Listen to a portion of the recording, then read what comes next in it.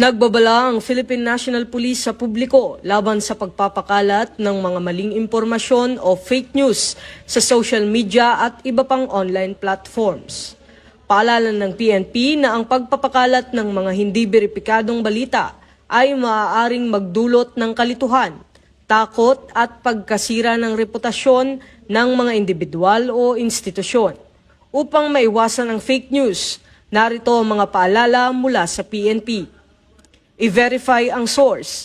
Siguraduhin galing sa opisyal na PNP pages, government agencies o lehitimong media organizations ang balitang inyong ibinabahagi. Hindi lahat ng viral ay totoo. Maging maingat sa mga larawan at videos na lumalaganap online. Maaaring luma, edited o pinalabas ng hindi tama ang konteksto. I-report agad ang makakita at mapanlinlang na posts. Kung may makitang kahina-hinalang impormasyon, i-report ito sa PNP o sa platform kung saan ito na-post. Huwag mag-share ng hindi napapatunayan. Panatilihing responsable. Think before you click. Ang maling impormasyon ay maaaring magdulot ng panik, takot at kaguluhan. Sumunod sa opisyal na advisories.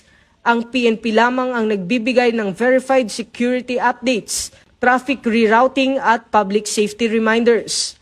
Makipag-ugnayan sa mga PNP hotlines para sa mga tanong o paglilinaw.